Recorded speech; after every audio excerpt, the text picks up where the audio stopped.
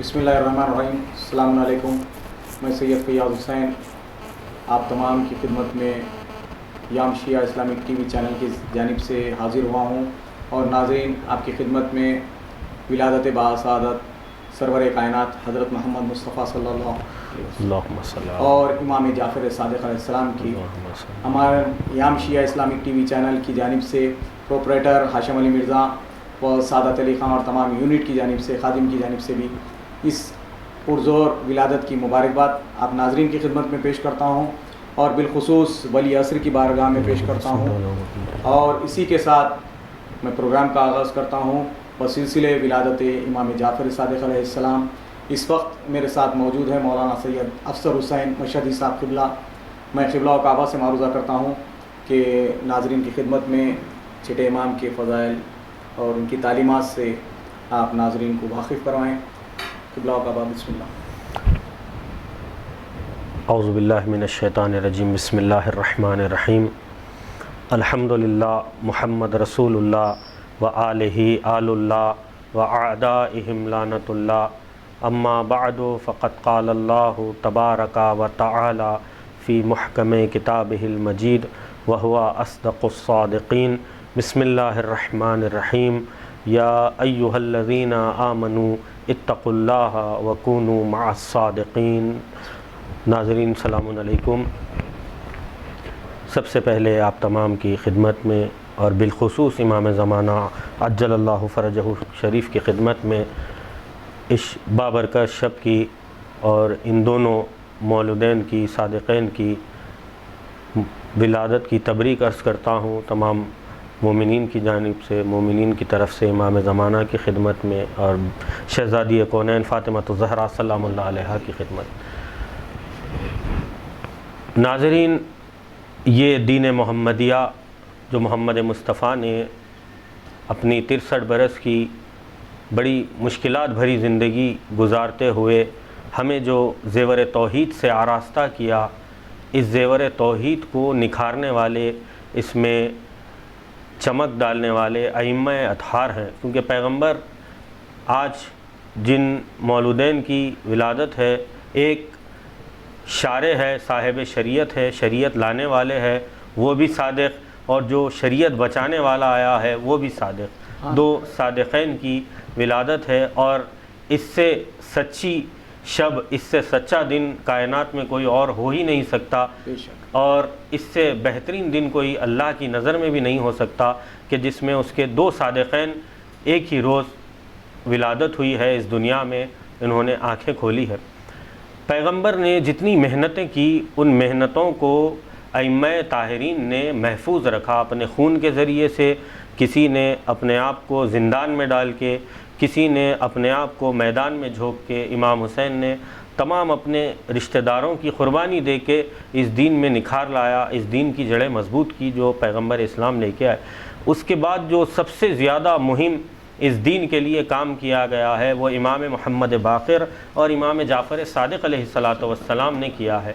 امام جعفر صادق علیہ السلام کوئی تعریف محتاج تعریف شخصیت نہیں ہے، چاہے ہم اہل تشیع ہو یا اہل تسنن سنی حضرات ہمارے برادران ہوں، یا دیگر یونانی یا عیسائی یا یہودی افراد، وہ جو اس دور میں تھے یا اس دور میں جو مطالعے کا شوق رکھتے ہیں، وہ جانتے ہیں کہ امام جعفر صادق کی کیا اسلام میں حیثیت ہے، کیا امام کی اہمیت ہے اس اسلام میں، دین محمدیہ میں۔ امام جعفر صادق کی ولادت امام زین العابدین باحیات تھے اس وقت ہوئی، سن 80 ہجری میں، جب امام زین العابدین باحیات تھے، ابھی امام زندہ تھے، اور آپ کی شہادت 148 ہجری میں واقع ہوئی، اور آپ نے 12 برس امام زین العابدین کے ہاتھوں میں تربیت پائی۔ آپ سوچیں، وہ کربلا کا، بیمار کربلا کے ہاتھوں پہ آپ نے پرورش پائی، اور خود جس کے فرزند ہے وہ امام نجیب الطرفین ہے۔ امام جعفر صادق کے لوتے ایسے امام ہیں جس کے والد والدہ نجیب الطرفین امام باقر کو جو کہا جاتا ہے، تو یہ بھی فرزند نجیب الطرفین امام جعفر صادق ہے، اور آپ کی والدہ ماجدہ جناب فروا تھیں، اور امام جعفر صادق نے محمد مصطفیٰ صلی اللہ علیہ وآلہ وسلم کے جو آپ نے دین لے کے آیا اس دین کی بھرپور تشریح دی۔ اس کی وجہ یہ ہے کہ مولا کائنات بعد رسول مولا کائنات کے لیے 24 برس وہ تھے جو مولا نے مدینے میں گزارے۔ اس وقت بھی مولا کے پاس دائرہ تنگ کر دیا گیا تھا مولا کائنات کے پاس، تو مولا کائنات نے تشریح کی، شریعت کی بھی، عقائد میں بھی نکھار لایا، لوگوں کے اخلاقیات بھی بیان کیے۔ مگر اس کے بعد کا زمانہ جو امام کا نجف میں گزرا، کوفے میں گزرا ہے، جہاں دارالحکومت میں آ گئے تھے، لیکن 4 برس امام نے حکومت کی، لیکن وہ 4 برس امام جنگ و جدال میں مصروف رکھا گیا امام کو۔ دشمن ہم سے زیادہ امام شناس ہوتا ہے ناظرین۔ ہم اپنے جن رہبروں کو نہیں پہچانتے ہیں، دشمن ان رہبروں کو ہم سے زیادہ پہچانتا ہے۔ مولا کائنات کو دشمن بہت اچھے سے پہچانتا تھا، وہ علی جس کا حق اتنی آسانی سے انہوں نے چھین لیا، جبکہ مولا کائنات کو خیبر فتح کرتے ہوئے دیکھا، 71 جنگوں میں مولا کائنات کو غازی بنتا ہوا دیکھا، لیکن جانتے تھے کہ کس طرح ائمہ سے حملہ کیا جائے، ائمہ سے کس طرح نپٹا جائے۔ لوگوں کو جمع کر کے جب بھی لاتے تو امام چھوڑ دیا کرتے تھے، ان لوگوں کے صدقے میں انہیں چھوڑ دیتے تھے۔ جیسے امام حسین کا ایک مقتل میں جملہ ہے، امام حسین علیہ السلام ارشاد فرماتے ہیں کہ جب حملے کر رہے تھے، امام کی کوہنیوں سے لہو ٹپک رہا تھا، تو امام نے ایک جملہ کہا، وہ امام حسین ہی ویسا جملہ کہہ سکتے ہو، اور جس منزل میں حسین جملہ کہہ رہے ہیں اس سے آپ امام حسین کی محبت کا خدا سے اور بندوں سے اندازہ لگائیں۔ امام حسین جب تلوار چلا رہے تھے، ایک مرتبہ جب لشکر دوڑ رہا تھا، کوفے کی دیواروں سے ٹکرا رہے تھے، بھاگ رہے تھے، تو امام حسین نے اپنی آنکھوں کو عرش کی طرف کیا اور پروردگار سے کہا کہ اے پروردگار، یہ لوگ سمجھ رہے ہیں کہ میں تھکا ہوا ہوں، میں بھوکا اور پیاسا ہوں، اس لیے میری تلوار چل رہی ہے، یہ سمجھ رہے ہیں کہ یہ مجھ سے بچ کے بھاگ رہے ہیں۔ نہیں پروردگار، میں انہیں موقع دے رہا ہوں بھاگنے کا، میں انہیں اس لیے زندہ چھوڑ رہا ہوں کیونکہ یہ تیرے بندے ہیں، میں تیری محبت میں انہیں زندہ جانے دے رہا ہوں یہاں سے، جبکہ انہوں نے میرے بچوں کو قتل کر دیا، لیکن میری تجھ سے محبت اس قدر ہے کہ میں تیری محبت میں ان کو بھی زندہ جانے دے رہا ہوں، ورنہ کوئی امام حسین۔ تو یہ جو محبت ہوتی ہے اماموں کی، ہم نہیں سمجھتے ہیں کیفیت امام کی محبت کی ہم سے کیا ہوتی ہے، لیکن دشمن سمجھتا ہے کہ امام کی محبت ان کے دوستوں سے، امام کی نفرت ان کے دشمنوں سے یا خدا کے دشمنوں سے، تو وہ پری پلان کام کرتا ہے۔ جیسے امام کی یہی زندگی امام جعفر صادق علیہ السلام کی، امام جعفر صادق علیہ السلام نے کئی ایک تعلیمات دیے۔ ایک لوتے امام تھے، امام محمد باقر کے بھی شاگرد تھے، امام کے بھی تھے، لیکن امام جعفر صادق علیہ السلام 4000 شاگرداں امام جعفر صادق کے تھے، یعنی 4000 شاگردوں کی پرورش کرتے تھے۔ کنہیں یونیورسٹیوں میں بھی بڑے بڑے اتنی تعداد آپ کو نہیں ملتی، ایک وقت واحد میں کسی کلاس میں ایک استاد کے پاس اتنے لوگ زانو ادب طے کرتے ہوں، ایک استاد اتنوں کو تعلیم دیتا ہو، اور یہ آنے والوں میں کسی مذہب و ملت کی بھی قید نہیں تھی۔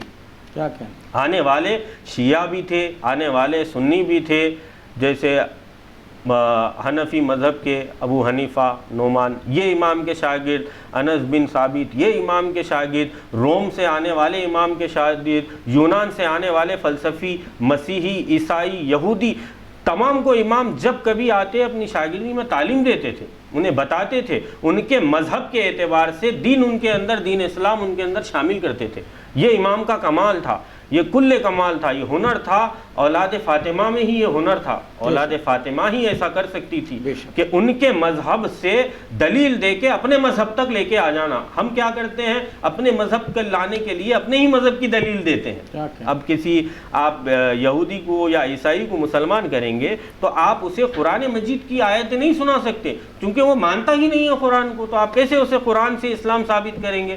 اس کو آپ کو عقل کے ذریعے سے، اس کو معاشرے میں جو چیزیں چل رہی ہے اس ذریعے سے اس کو بتانا پڑے گا کہ اس میں دیکھو ایسا ہے، لیکن جب تم اس معاشرے جس چیز کو اچھا سمجھتا ہے تم وہ کرتے ہو تو ان میں نقصانات ہیں، لیکن یہی اسلام جب اس چیز سے تمہیں روکتا ہے تو اس میں فائدہ ہے تمہارا۔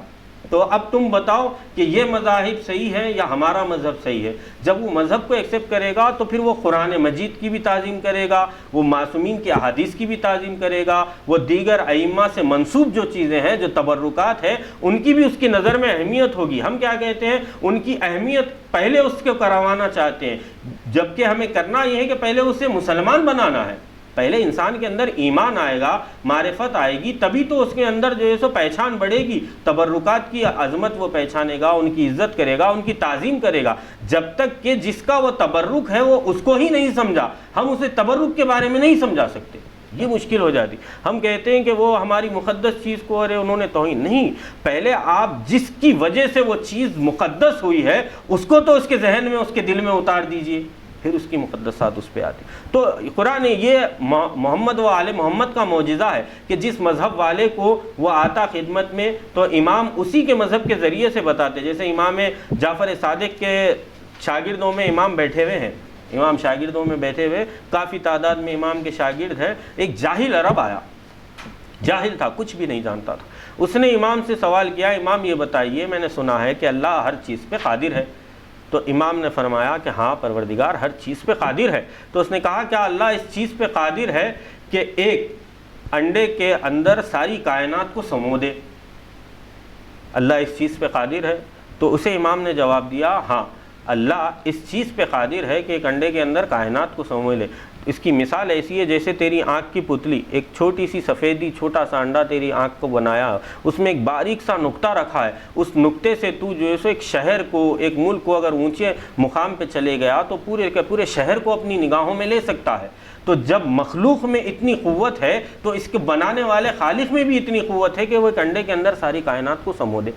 ابھی یہ سوال کر کے گزرا تھا کہ ایک یونان سے فلسفی آ گیا، فلاسفر جو ہوتے ہیں کالجوں میں فلسفی آ گیا، تو فلسفی لوگوں کو سمجھانا بڑا مشکل ہوتا ہے۔ ایک مرتبہ جاہل آدمی دو دو مار کے سمجھ جاتا ہے، دو دو چار، لیکن فلسفی نہیں سمجھتا ہے، دو دو چار نہیں بولتا ہے۔ انہیں جب فلسفی کو آپ بتائیں گے دو اور دو چار تو فلسفی کہے گا نہیں، اس کو دو بولے اس کو دو بولے، یہ دو دو جو ہو گئے یہ دو ہو گئے، چار نہیں ہوئے، کیونکہ اس کو ایک دو بولے آؤ، تو انہیں فلسفی انداز میں لیتا ہے۔ تو اس کو سمجھانے کے لیے اب امام کو دیکھیے، ایک ہی بزم ہے، شاگرد بھی ابھی اٹھے نہیں اور وہاں کے امام کے درس کی حرارت بھی باقی ہے، بس وہ گیا اور یہ آ گیا فلسفی یونان کا۔ اس نے امام سے سوال کیا کہ امام یہ بتائیے کہ میں نے سنا ہے کہ آپ لوگ کہتے ہیں، اسلام کہتا ہے کہ پروردگار ہر چیز پہ قادر ہے آپ کا خالق۔ امام نے فرمایا پہلے تو اپنا سوال بتا۔ یہ ہمارے اماموں کا ہنر تھا، جب کبھی سوال پہلے اس سے پوچھ لیتے تھے، دیکھنے والے کے مزاج سے نہیں بولتے تھے پہلے سوال کر یا جواب دیتے تھے، تو اس کے اعتبار سے بولتے تھے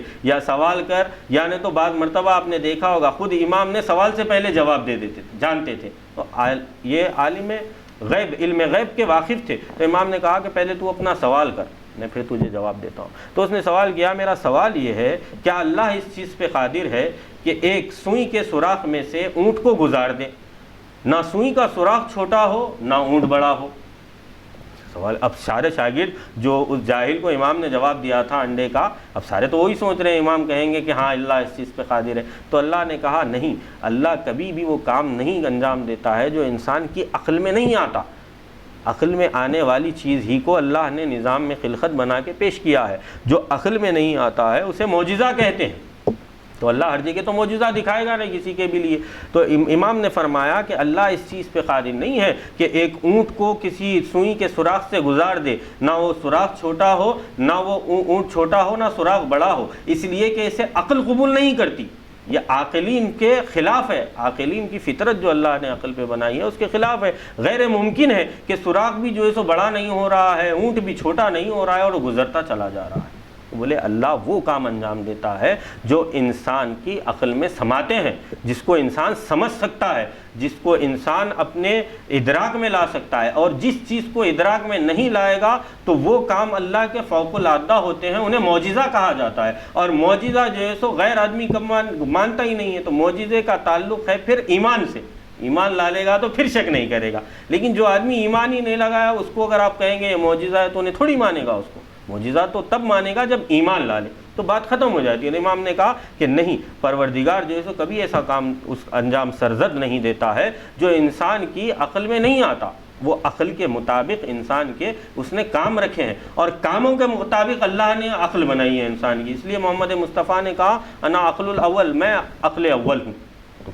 عقل بڑی اہمیت کا حامل رکھتی ہے۔ وہ آیا تو لوگوں نے کہا کہ امام آپ نے ایسے اس کو جواب دیا، جاہل آیا تو اس سے کہا کہ قدرت رکھتا ہے، یہ یونان کا فلسفی آیا اس کو آپ نے کہا کہ قدرت نہیں رکھتا، تو دونوں گمراہ نہیں ہو جائیں گے؟ تو امام نے فرمایا کہ ہم جانتے ہیں کہ کس طرح سے ہدایت کی جائے. اگر میں اس جاہل بدو عرب سے کہتا کہ اللہ قادر نہیں ہے تو اللہ پر سے ایمان کھو دیتا, اور اگر اس سے کہتا کہ اللہ اس چیز پہ قادر ہے تو پھر یہ اللہ پر سے ایمان کھو دیتا اس کے ہاں کہنے پہ.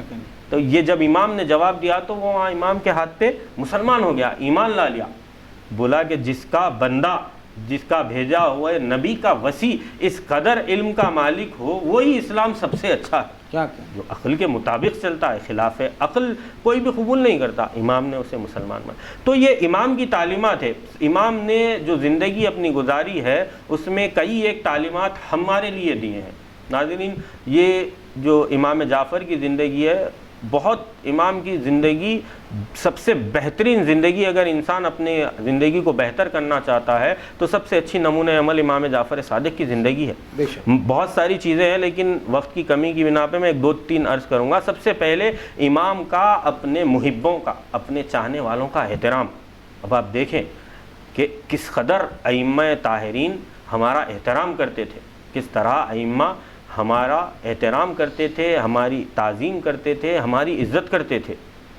بہت زیادہ عزت کرتے ہیں اہل بیت اطہار. اس کی جو ان سے محبت کا دعویٰ کرتا ہے, جو یہ کہتا ہے کہ ہم اہل بیت کے چاہنے والے ہیں. ایک کتاب ہے شاگردان مکتب ائمہ, اس میں مفصل بیان کیا گیا. سب سے زیادہ شاگرد چونکہ امام جعفر صادق کے تھے تو امام جعفر صادق کے شاگردوں کے بارے میں ان میں سے ایک شاگرد ہے امام کے یحییٰ ابن عبداللہ قمی. یحییٰ ابن عبداللہ قمی قم سے مدینہ آئے امام سے ملاقات کرنے کے لیے, لیکن امام مدینے سے باہر تھے. امام کے صحابی خاص تھے جناب یونس, وہ امام کے ہمراہ تھے. امام نے جناب یونس کو بلا کے کہا کہ اے یونس, تیزی سے کوئی سب سے تیز رفتار رہوار لو اور میرے گھر جاؤ. میرے گھر پہ تمہیں ایک شخص کھڑا نظر آئے گا, اسے بٹھاؤ, اسے کھانا کھلاؤ, اس کو جو ہے سو آرام سے کرواؤ, میں پہنچے تک تم اس کی خدمت میں رہو. اور جملہ کہا امام نے ان کے لیے, یہ مہم ہے. ٹھیک ہے نا, امام اپنے محبوں سے کیسے چاہتے ہیں, مولا کائنات لے لیں یا صاحب امر. اب دیکھیں کہ امام اپنے محبوں سے کیسی محبت کرتے ہیں. ہم نہیں سمجھتے ہیں, ہم سمجھتے ہیں یہ محبت ایک طرفہ ہے. نہیں عزیزو, یہ محبت 2 طرفہ ہے. یہ آگ جتنی ہمارے پاس روشن ہے وہیں امام کے پاس بھی روشن ہوگی. ہمیں جتنی محبت امام سے ہم چاہتے ہیں اتنی ہمیں امام سے کرنی چاہیے. جتنی جو امام سے محبت کرے گا اتنی ہی شدت سے امام اس سے محبت کریں گے. تو امام نے ایک جملہ کہا ان کے لیے. امام فرماتے ہیں یونس, ہوا منا اہل البیت حیاً و میتاً. آپ نے سنا ہوگا کہ جناب سلمان کے لیے آپ سنتے ہیں, لیکن نہیں, جناب سلمان سے ہٹ کے بھی اہل بیت اطہار نے کسی اور چاہنے والوں کے لیے کہا. جناب امام جعفر صادق فرماتے ہیں ہوا من اہل البیت حیاً و میتاً, وہ ہم اہل بیت میں سے ہے, زندہ رہے تب بھی, اگر مر جائے تب بھی ہم اہل بیت میں مرے گا. یہ امام کی محبت ہے, اپنے چاہنے والے کا یہ احترام ہے امام جعفر صادق کے نزدیک. تو جب وہ پہنچے تو سوچنے لگے کہ یا یہ کسی امام کے بیٹے ہیں یا امام سے حسب و نسب میں رشتہ رکھتے ہیں, کیا ہے جنہیں امام نے منا اہل بیت کا کہہ دیا.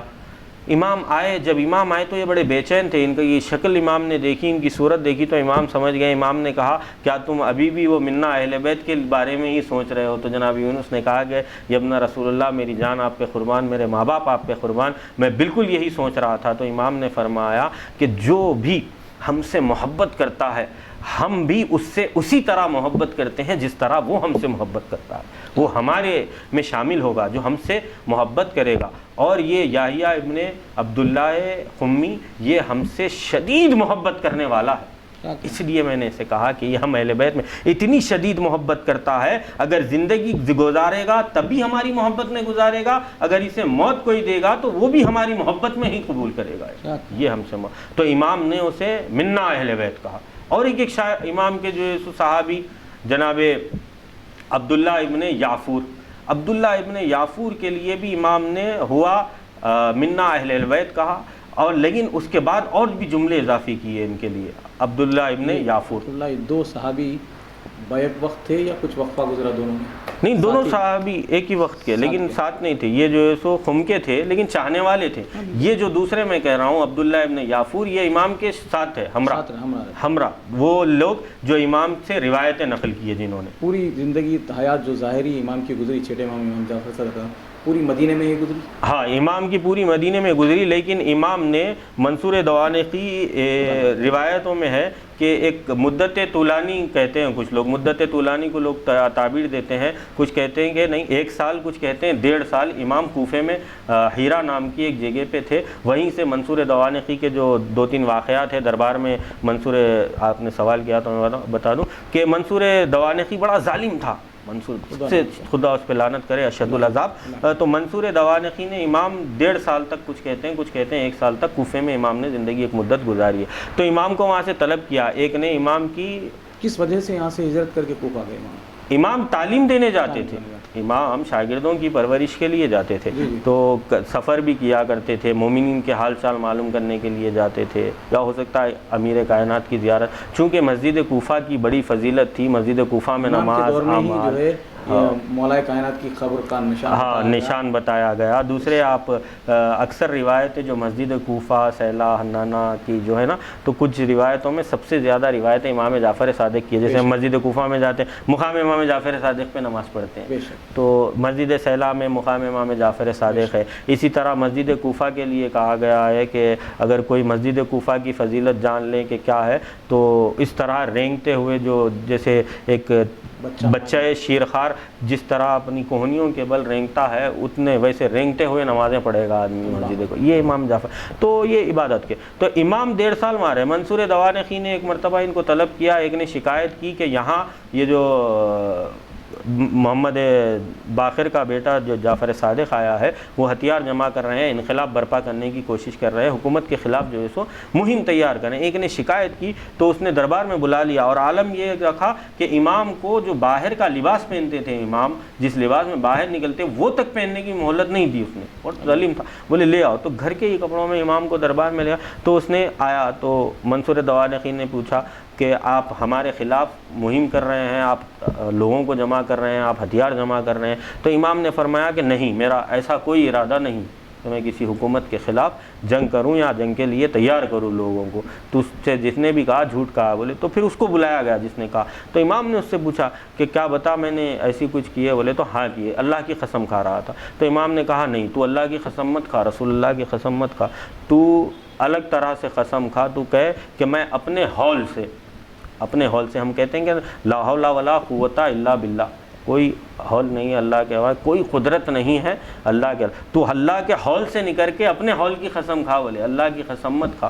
تو جیسے جمیعاً کا ایک لفظ ہے، 3 جگہ قرآن میں جمیعاً آیا، یعنی تمام کی تمام، جیسے انا عزت للہ ہے جمیعاً، کہ تمام عزت اللہ کے لیے ہے، انا قدرت للہ ہے جمیعاً، کہ تمام قدرت اللہ کے لیے، المکر للہ ہے جمیعاً، تمام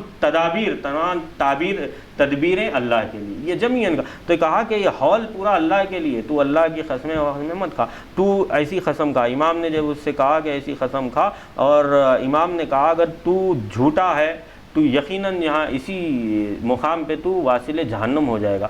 تو وہاں جو لوگ تھے اور زیادہ راغب ہو گئے، اب بولے کہ فرزند رسول یہ آئے ہیں، ان کو لایا گیا ہے، یہ تو دعویٰ کر دے رہے ہیں کہ اگر کوئی ان کو جھٹلا دے تو وہ مر جائے گا، تو اور زیادہ لوگوں میں جو ہے سو دلچسپی بڑھ گئی، تو شدت ہو گئی، لوگ جمع ہو گئے۔ تو امام نے اس سے بارہا اصرار کہا، جب دوبارہ اس نے کہا کہ ہاں نہیں آپ جمع کر رہے ہیں، آپ کا یہ خلاف ہے، تو امام نے کہا اس کو بدوا کی، تو وہ وہیں پر مر گیا۔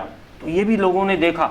تو یہ جملے کہنے کے بعد عذاب آیا یا امام نے کچھ اور کلمات اس نے جب جھٹلایا، امام نے جیسا کہا کہ لاحول کے ہول سے باہر، ہاں ہال سے باہر، تو لاحول مت کھا، ہال تو سارا اللہ کا ہوتا ہے، قوت اللہ کی ہے، تو اللہ کی ذات کی قسم مت کھا، تو اپنے ہال کے کھا، اپنی گھبراہٹ کی قسمیں کھا، اپنی نفس کی طرف نسبت دے، اللہ کی طرف کسی چیز کی نسبت مت دے، کیونکہ تو جھوٹا ہے، اور تو اگر جھوٹا ہے تو تو بالکل ابھی اسی دربار میں مر جائے گا۔ امام نے تو وہ وہیں مر گیا۔ جب وہ اصرار کیا دوبارہ امام کو، اس نے کہا کہ نہیں آپ نے جو ہے ایسی مہم کھڑا رکھی ہے، تو یہ منصور دوانقی کے بھی دیکھا۔ میرا پوچھنے کا مطلب چلا تھا کہ وہ کلمات دہراتے ہی اس پہ موت واقع ہو گئی، وہ حاصل جہنم۔ ہاں وہ کلمات جب اس نے دہرائے، پھر امام نے پوچھا اب بتا کیا میں نے جو ایسی مہم کی؟ بولے تو ہاں آپ نے کی۔ تو امام نے پھر اس سے بدوا کی، وہ وہاں پر حاصل جہنم اسی دربار میں ہو گیا، تمام لوگوں نے مشاہدہ کیا اس کا.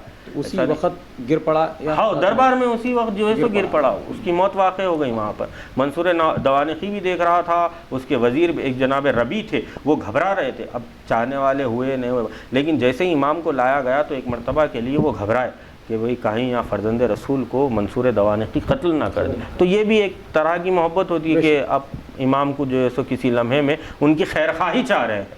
امام تو ہر وقت اپنے چاہنے والوں کا, دشمن کے بھی خیر خواہ ہوتے ہیں اپنے. کسی مولا کائنات کی زندگی دیکھ لے, مولا کائنات کو نیند نہیں آ رہی تھی بعد ضربت, نیند سے بے چین تھے, کروٹیں بدل رہے تھے, کراہنے کی آواز سنی, پوچھا جناب امام حسن کو بلا کے کہ حسن یہ کون رو رہا ہے؟ تو کہا کہ بابا ابن ملجم رو رہا ہے. تو امام نے اس بستر پہ بھی کہا کہ اس کی رسیاں شاید تنگ باندھی گئی ہے, اسے تھوڑی ڈھیلی کر دو. تو بولے دشمن جس نے تلوار لگائی. تو یہ کردار اہل بیت ہے. اس لیے ہم اپنے رہبر ان لوگوں کو مانتے ہیں جنہوں نے کردار سے اسلام کو پھیلایا. تلوار سے اسلام پھیلانے والا سے کوئی مطلب نہیں ہے. آج بھی تلوار لے کے نکلتے ہیں, لیکن ہمارا جو اسلام ہے, جس کو ہم نے رہبر قبول کیا ہے, جس کو ہم نے اپنا امام قبول کیا ہے, انہوں نے کردار دکھا کے دین محمدی پھیلایا. یہ ایک امام جعفر کا اپنے چاہنے والوں سے محبت, اور دیگر بہت سے اصحاب تھے جن سے محبت کا امام نے اظہار کیا. یہی جناب عبداللہ ابن یافور, اتنی محبت, شدت سے محبت تھی, کہا کہ میرا سب سے متی روئے زمین پہ جو ہمارا سب سے زیادہ متی ہے وہ یہ ہے, سب سے زیادہ روئے زمین پہ جو ہمارا پیرو ہے وہ یہی ہے, سب سے زیادہ میں جس سے اس روئے زمین پہ محبت کرتا ہوں وہ یہ ہے. تو یہ امام نے جو ہے سو بتایا کہ ہم بھی اپنے چاہنے والوں سے محبت کرتے ہیں. نہیں کہ ہمارے چاہنے والے ہم سے محبت کریں, ہم بھی اپنے چاہنے والوں سے محبت. یہ امام کا کرنا, یہ ہمیں تعلیم دینا ہے, کیونکہ امام جعفر صادق استاد ہے. تو استاد ہمیشہ جو بھی کام کرتا ہے وہ شاگردوں کو بتانے کے لیے کرتا ہے کہ تم بھی ایسا کرو. تو یہ امام ہمیں تعلیم دے رہے ہیں کہ ہم جس نے بھی اگر تمہارے سامنے یہ کہہ دیا کہ ہم اہل بیت کے چاہنے والے, تم بھی اس کی عزت کرو, تم بھی اس کی تعظیم کرو, تم بھی اسے ہمارا چاہنے والا شمار کرو, ہماری نسبت سے اس سے محبت کرو. یہ امام کا چاہنے والوں کے لیے پہلو ہے, اور چاہنے والوں کے لیے امام نے کئی مقامات پہ بہت سے کرے. دوسری چیز امام کی زندگی کیا ہے, عقائد کو نکھارا ہے. اپنے شیعہ, کیونکہ امام کے زمانے میں دیگر ائمہ یہ لوگ نکل گئے تھے سنیوں میں, اور دیگر کئی کلامی جو اعتقادی دسیوں عقائد تھے, ان میں مذہب جعفریہ کو نکھار کے, مذہب علویہ کو, ولایت حیدریہ کو امام نے جو ہے سو اشکار کر کے سب سے زیادہ عامہ ادا کر کے ہمیں دے دیا. ہمیں تعلیم حاصل کرنی چاہیے. کچھ چیزیں ہیں, میں اپنے ناظرین اگر نوجوان ہیں تو انہیں بتانا چاہتا ہوں کہ کچھ کتابیں ہیں جو شیعہ شناسی پہ, کہ شیعہ کیا ہوتا ہے, اس پہ آپ کو پڑھنی چاہیے. جیسے ایک آیت اللہ مکارم شیرازی کی کتاب ہے کہ شیعہ پاسخ می گوید, شیعہ جواب دیتے ہیں. ایک آیت اللہ جعفر سبحانی کی کتاب ہے الشیعہ بپرسید, شیعوں سے پوچھو. ایک ان کی کتاب مکارم شیرازی صاحب کی ہے کہ شیعہ جواب دیتے ہیں, اور ایک کتاب جعفر سبحانی صاحب کی ہے کہ شیعوں سے پوچھو, شیعوں سے سوال کرو, شیعوں سے جو ہے سو جوابات طلب کرو. تو اس میں بتایا گیا ہے کہ شیعوں کے کیا مذہب ہمارے عقائد ہیں, کیا امام جعفر صادق نے عقائد بیان کیے ہیں. جو لوگ شیعوں پہ کچھ چیزوں میں خدشہ ڈالتے ہیں کہ قرآن کے مخالف ہیں یا بعض احادیث پیغمبر کے مخالف ہیں, تو اس میں بتایا گیا ہے کہ ہم ہی وہ فرقہ ہے جو کلی طور پہ قرآن کی تمام آیتوں کو مانتا ہے اور اس پہ عمل کرتا ہے. ہم ہی وہی فرقہ ہے جو کلی طور پہ پیغمبر اسلام کی تمام آیتوں کو, روایتوں کو مانتے بھی ہیں, حدیثوں کو, اور ان پہ عمل پیرا بھی ہیں. اب جیسے حدیث ثقلین سب نے نقل کی, شیعوں نے بھی سنیوں میں نے بھی, مانتے کون ہیں؟ صرف شیعہ. تو ہم مانتے اہل, کوئی بات ہماری نہ قرآن سے جدا ہے نہ پیغمبر اسلام سے جدا ہے, اور ائمہ بھی ہمارے جو کچھ بھی کہہ رہے ہیں وہی کے پہرے میں کہہ رہے ہیں. جو پیغمبر نے کہا وہی امام کہہ رہے ہیں. پیغمبر نے اگر اشارہ کر دیا تو یہ لوگ تشریح دے رہے ہیں آ کے, کوئی نئی چیز لا کے بیان نہیں کر رہے ہیں. جیسے وہ حدیث کہ حلال محمدین حلال الی یوم القیامہ, حرام محمدین حرام الی یوم القیامہ. چھوٹا سا سوال یہ تھا قبلہ کہ اب جیسے نماز جعفر طیات ہے ہمارے پاس جو پڑھی جاتی ہے, بڑی مجرب عمل ہے, صحیح, تو یہ منسوب امام جعفر صادق علیہ السلام سے ہے, یا پھر جو خیبر میں جو چچا آئے تھے ان سے ہے؟ نہیں، یہ دیکھیں اس میں یہ والی میں اختلاف ہے کہ یہ نماز جعفر طیار کس سے ہے، یہ خندق میں، لیکن یہ نص معصوم ہے کہتے ہیں، تو وہ خندق کا ختم ہے، نص معصوم یعنی امام سے ہے۔ اب 5ویں امام، 6 امام سے زیادہ لوگ کہتے ہیں کہ جناب جعفر طیار کی جو ہے سو نماز تعلیم دی تھی آپ نے۔ بہت ساری ایسی نمازیں ہیں جو 6 امام نے، دعائیں، نمازیں سے آپ عروۃ صاحب عروۃ الوثقیٰ لکھتے ہیں کہ قنوت کی، امام فرماتے ہیں قنوت کی جو سب سے بہترین دعا ہے، ایک ہی لائن کی ہے۔ آج ناظرین کے لیے سمجھے آپ یہ تحفہ یا اہل بیت کی طرف سے یہ ہدیہ ہے آپ کو، مجھے جملہ آ گیا آپ کے سوال پہ، سب سے آسان دعا ہے قنوت کی۔ ہم سمجھتے ہیں قنوت میں کیا پڑھیں، سب سے، اور صاحب عروۃ الوثقیٰ لکھتے ہیں کہ قنوت کی سب سے بہترین دعا ہے اللہم انی اسألک العفو والعافیۃ والمعافاۃ فی الدنیا والآخرہ۔ ایک ہی فرمان کہ اللہ میں تجھ سے عافیت کا سوال کرتا ہوں کہ عفو کر دے، مجھے معاف کر دے، والعافیت کہ مجھے صحت جسمی عطا کر، والمعافات اور مجھے جو ہے سو دین پہ قائم رہنے کی، خاتمہ بالخیر کر دے میرا، کیا دنیا میں بھی آخرت میں بھی۔ بہت سے لوگوں کو آپ نے دیکھا ہوگا کہ جن کا جو ہے سو ابتدا اچھی ہوئی، انتہا خراب ہو گئی۔ کچھ لوگ ہیں جن کی جو ہے سو ابتدا اچھی نہیں ہوئی، انتہا خراب ہو گئی، جیسے جناب حر لجام فرض ڈال کے جہنم کو انہوں نے اپنے لیے آمادہ کر لیا، آگ کو، لیکن روز عاشور امام حسین علیہ السلام سے صبح عاشور ملحق ہو کے جنت کے اعلیٰ درجے کو پا لیا، خاتمہ بالخیر۔ اس لیے معصومین چاہتے ہیں کہ ہمیشہ جو دعا کرو تم خاتمہ بالخیر کی کرو، تو قنوت میں اس لیے صاحب عروۃ الوثقیٰ لکھتے ہیں سب سے بہترین معصومین کی تعلیم میں ہے اللہم دعا کہ اللہم انی اسألک العفو والعافیہ والمعافات فی الدنیا والآخرہ۔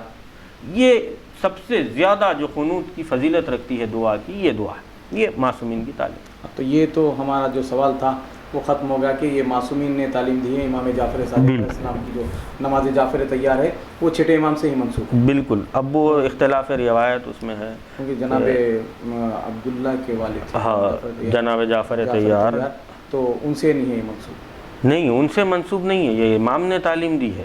کسی مقام پہ ایک روایت بھی ہے شاید، ہاں وہ آپ کے دیکھیے ہمارے پاس جو سو قول معصوم، فعل معصوم، تقریر معصوم ہوتے تھے۔ نہیں اب ہم جو پروگرام کر رہے ہیں تو یہ جو پیش کر رہے ہیں ناظرین تو یہ مشکلات بالکل، تو یہ شک و شبہات نہیں ہونا چاہیے، یقین کی منزل میں عبادت ہوتی ہے۔ ہاں اس کی جو ہے سو یہ جو ہے سو نص معصوم سے وارد ہوئی ہے، اسی لیے تاکید علماء نے کیا۔ یہ نص معصوم میں مجھے ظاہراً تو نہیں ہے، لیکن مفاتی میں انہوں نے موجود ہوگا حوالہ ظاہراً تو انشاءاللہ ناظرین ہم پیش کرنے کی کوشش کریں گے۔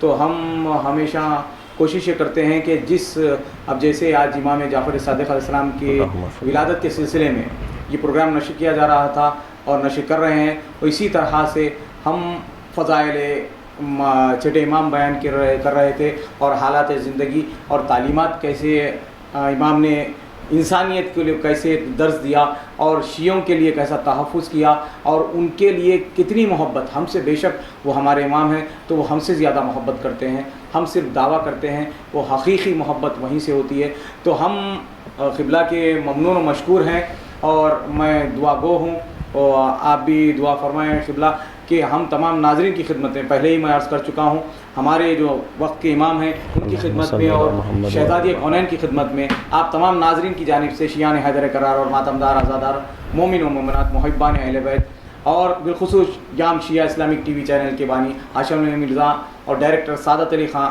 اور تمام یونٹ خادم کی جانب سے بھی اس عید کی مبارکباد پیش کرتا ہوں ولی عصر اور شہزادی کونین کی بارگاہ میں۔ اس کے بعد آپ تمام ناظرین کو اس خوشیاں بہت بہت مبارک ہو، اور انشاءاللہ ہم دعا گو ہیں کہ 20 ولادت کے صدقے میں ہم تمام کو آفت ارضی و سماوی سے محفوظ فرما، بالخصوص اس دنیا میں جو وائرس وبا پھیلی ہے اس کا خاتمہ فرما، اور اس وبا میں خدا نخواستہ جو بھی علیل ہوئے ہیں جلد سے جلد انہیں شفائے کاملہ عاجلہ عطا فرما، اور ہماری اس خدمت کو قبول فرما، اور مزید ہم میں توفیقات میں اضافہ فرما ہماری، اور ولی عصر کے ظہور میں تعجیل فرما، ہم کو با ایمان ناصر اور عزاداران حسین میں شامل فرما۔ خدا حافظ، فی امان اللہ۔ زندگی میں کتنا بھی ہو مشکلوں کا اندھیرا، راسک سٹون سے چمکے گا قسمت کا ستارہ، سیدھے کھانوں سے نکال کر تراشا گیا और डॉक्टर रोशन और डॉक्टर MM रजा के ज्ञान से संवारा गया। इल्मी जवाहरात एक बेशकीमती इल्म है। ये जिंदगी के हर मोड़ पर हमें आगाही देता है। हमारी नाकामयाबी, कारोबार में परेशानी, शादीशुदा जिंदगी में तनाव, औलाद की परेशानी, प्यार के मसाइल, लव मैरिज, पैसों की तंगी, पढ़ाई में असफलता, सेहत में खराबी, क्या यही है जिंदगी? कैसे मिलेगी हमें इन सब से राहत? इन सब मुश्किलों से निजात पाने के लिए जेमोलॉजिस्ट डॉक्टर रोशन और डॉक्टर MM रजा से एक मुलाकात बदल सकती है जिंदगी और तकदीर दोनों। Bangalore, Hyderabad, Visakhapatnam, Vijayawada, Dubai, Delhi, Mumbai. One visit can change your life.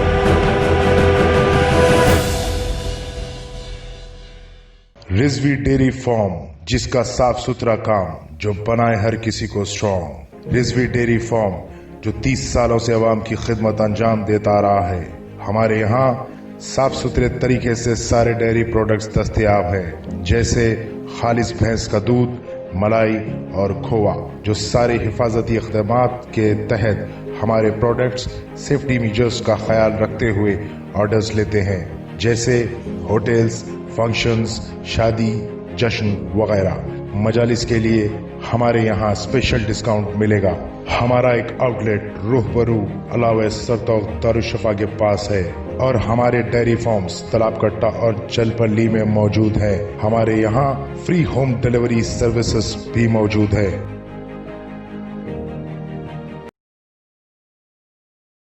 मौला अली अली